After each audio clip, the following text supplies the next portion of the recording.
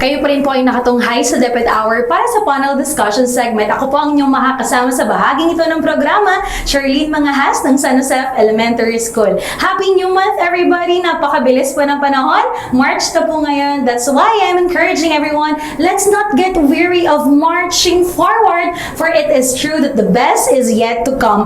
This is the first episode for this month, so I am encouraging all to have an expectant heart that something meaningful again will happen this evening. Now this time, give me a little time to greet my family. Unang-una na po dyan ng ating SDO, Cabanatuan City family. Sa panguna po ng ating STS, Madam Teresa Di Mababa, magandang gabi po. Ang aking pong District 3 family, hello po sa inyong lahat, headed by my PSTS, Dr. Belinda C. Maliare, my SJES family, headed by Ma'am Mirasol Adriano, and of course, all teaching and non-teaching personnel po ng SJES. And of course, hello rin po sa aking mga family and Verde family. Ayan! So tonight, napaka-excited po ng puso ko ngayong gabi na to because we have our very special guest at memorable din ito sa akin because this is my first time na makakasama ko po sila ng sabay at makakakwentuhan. Ang tinutukoy ko po ay si Dr. Shiela B. Prieto and our very own, ang ating pong regional field reporter, Ma'am Ebuen ng Mayapyap Elementary School. Magandang gabi po, Ma'am Shiela. Magandang gabi, Ma'am Cha. And magandang gabi po, Ma'am Mabel. Good evening, Ma'am Cha. Maari na po kayong bumati, Ma'am Shiela. Good evening, everyone. So, first of all, of course, I'm greeting all the family members of DepEd Cabanatuan, especially our schools division, schools governance and operations division family headed by our dear Sir Wilfredo R. Season. Good evening, everyone. Ma'am Mabel. Ayan, ako, ang tipid bumati ni Ma'am Shiela. Ma'am Shiela, yung love ones mo, pwede naman.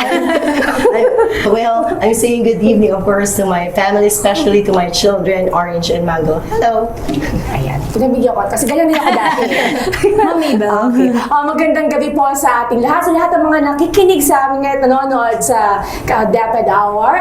Binabati ko po ang aking asawa, Henry, ang aking nag-iisang anak, Casey, ang aking bagong kapamilya, ang aming S-God family. At syempre po, binabati ko po ang aking mga namimiss na dating ka-team MES, ang mga batang MES at ang mga batang SPJ na hindi kasi ako nagpaalam.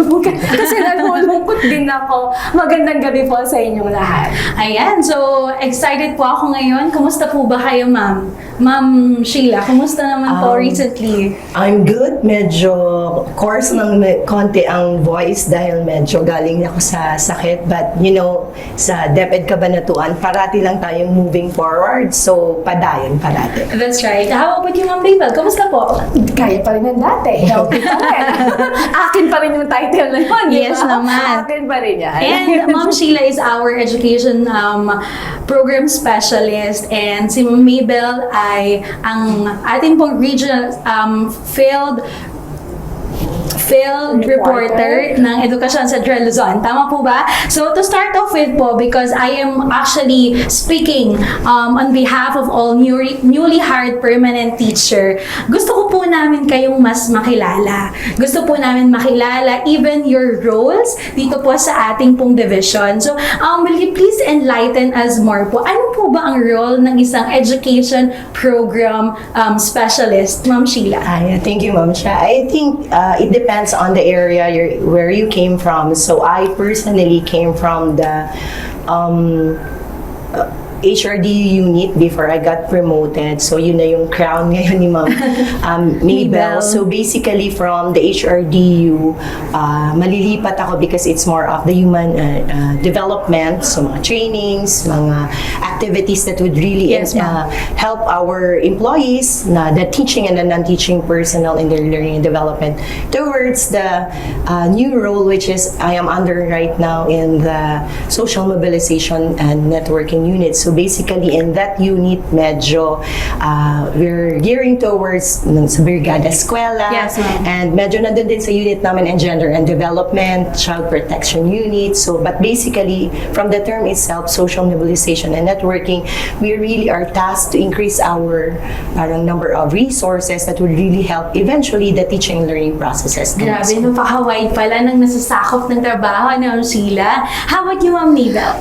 From teacher 1 Yes, ma'am. up to EPS 2, medyo malaking lundag. Yes, ma'am. Medyo malaking lundag. Actually, maraming nagugulat, maraming nagtaka kung paano ako biglang nakalundag. Yes, ma'am. Sa laki ko na ito, paano ko biglang nakalundag na ganyan. Pero right now, kasi halos papatapos ng school year, Yes di ba? po. Plansyado Ilang months na lang. Yes, nila ma'am. Ma'am Shiela at nila Doc Nick yung sa HRD na part ng ating SDO Cab. Right now, more on support lang ako at technical, yung sa technical assistance. But Good for them na talaga how was it, Ma'am Mabel, nung nalaman po ninyo, you got that promotion, ano po ang una niyo pong naisip o naramdaman? Kinabahan. At the same time? Natakot. At the same time?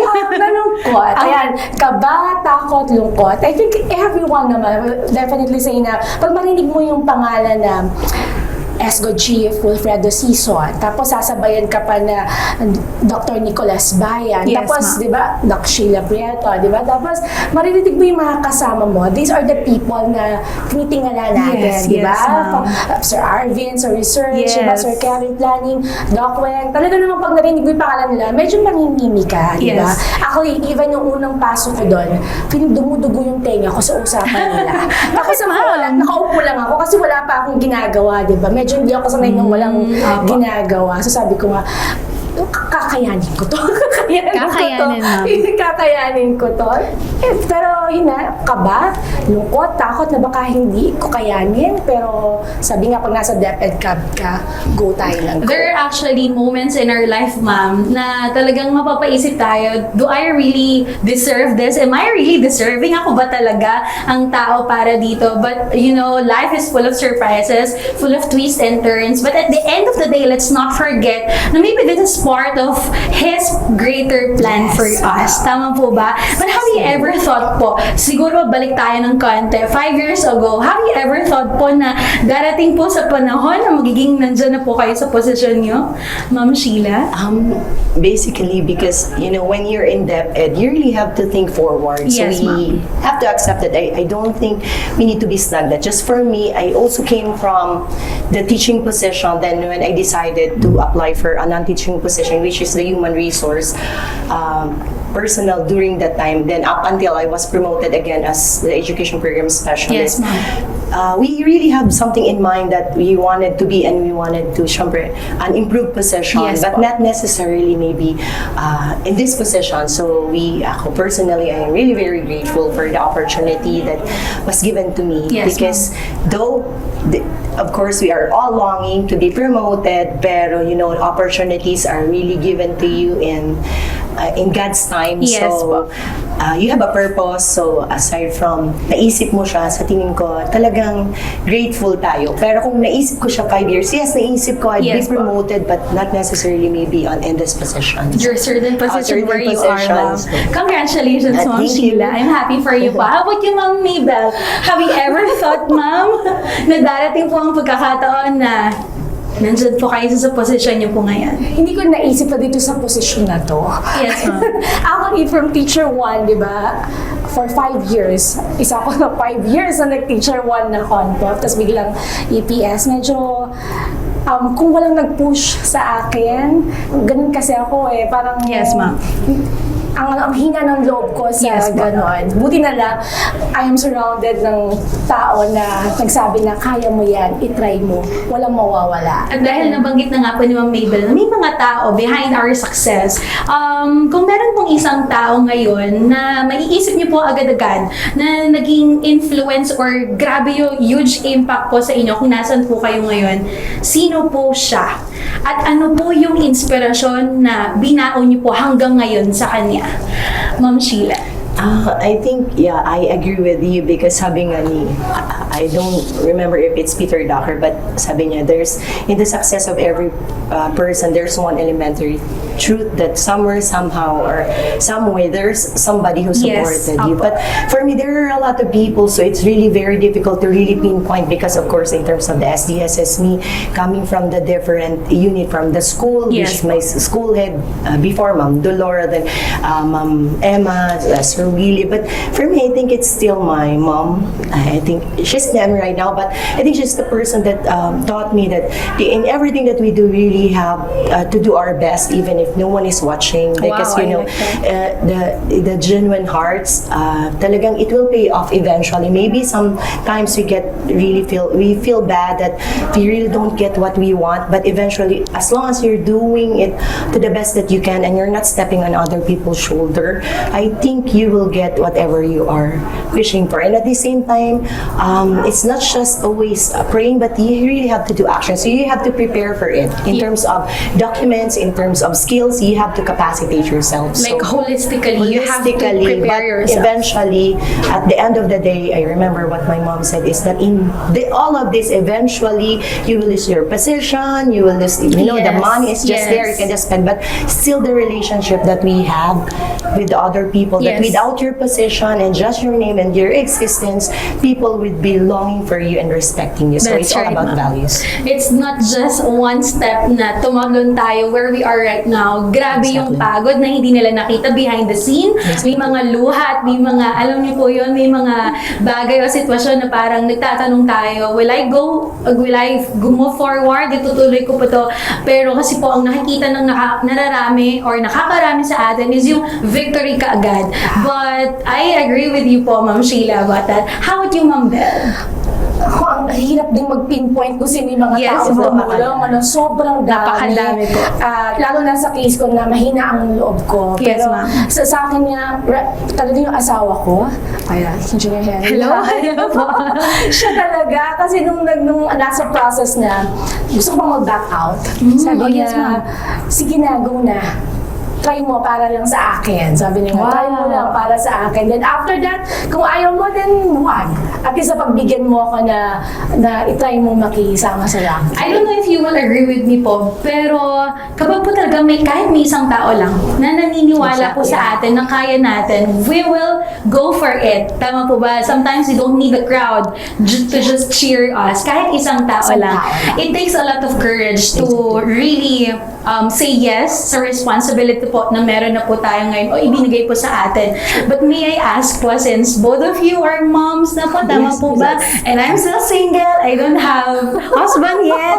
Matuto tayo sa kanila po, ano, how do you manage your time with your family, with yourself, and with the job, with all the deadlines that we have? Ma'am Mabel. Ayun, paano ba? So, siguro I'm just blessed lang ako na yung anak ko ay, sabihan, nag-iisa kasi. Diba? Yes, ma'am. Teenager konti- na po ba? Ah? Teenager na siya? Yeah, grade 7. Ah, so, parang medyo manageable na. Ay, yes, Unlike nung bata Bata pa siya. po. Ano po. And then, right now sa SDO ka, hindi pa naman ako ganun ka-busy. hindi pa hindi pa naman ako ganun ka-busy. Pero yung nasa school kasi, medyo na-handle pa. To knowing yung nagsabay-sabay ko na task before. Plus the regional... Yes, Josef will. Ako kasi enjoy ko siya. Hindi ko When siya... you really love what you are doing correct. talaga mo, hindi nakapagod. Hindi ko inisip kasi na trabaho siya at additional task. Alam naman natin, napaka-open naman ng programs before ng Mayapyat Yes, ma'am. Elementary School na pag may ingay, may isang Mabel event na maingay. Kaya, so, na-manage. Saka in-enjoy ko talaga. Ma'am Sheila.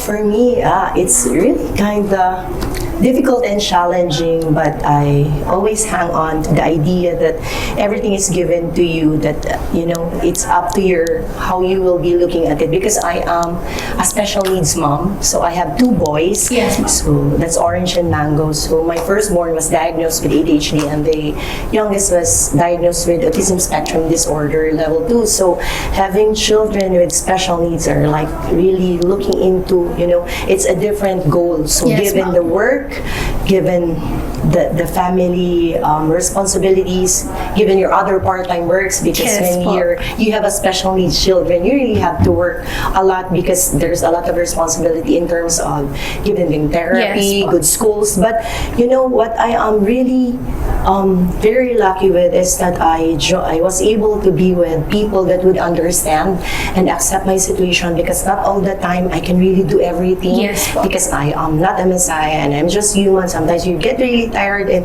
maybe sometimes you just cry na pagod na ako. But what is important is that you know kung kailan ka uli babangon. Wow, I so like there are that. times na yung things to do mo ay hindi na siya makaabot sa dulo, hindi mo pa siya nakukulay.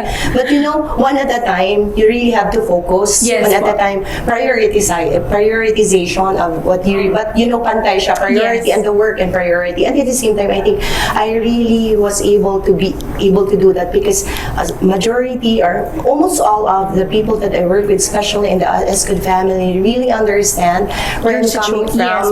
So we help each other. So not necessarily that you give your work out, but you know this part that you complement with each other. Yes. Kudos to my senior education program specialist, Sir Nick Bayan. I think I really worked really harmoniously with him because Yes. we complement each other and help each other. And of course, the other members of the school governance operations. So let's take it from them. Let's take it from Mabel and Ma'am Shiela na we really have to go deeper sa mga conversation natin or sa mga bagay na ginagawa natin everyday because maybe the teacher or your friend is just going into something na hindi natin alam. So let's try to really put ourselves on their shoes at talagang isipin natin saan sila nanggagaling and everything will be fine and everything will be easier. Tama po ba? At dahil kanina po binanggit na po ni Ma'am Shiela yung things to do niya, I'm actually curious kasi alam ko na nakaharap ako sa mga successful, two of the most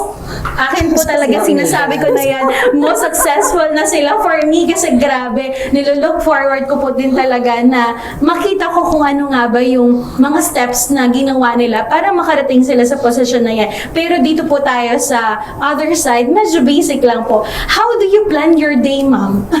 Di po ba? Ang dami ko pong sinabi pero yun lang yung tanong ko. How do you plan your day? Kasi syempre po, sabi nyo nga po, you have a lot of things to do but of course, we have viewers out there who really wants to know some practical advices or mga bagay na naku-curious din sila. Ano nga ba? Paano nga ba pinaplan ni Dr. Shiela at ni Ma'am Mabel ang kanilang mga araw? Ma'am Shiela.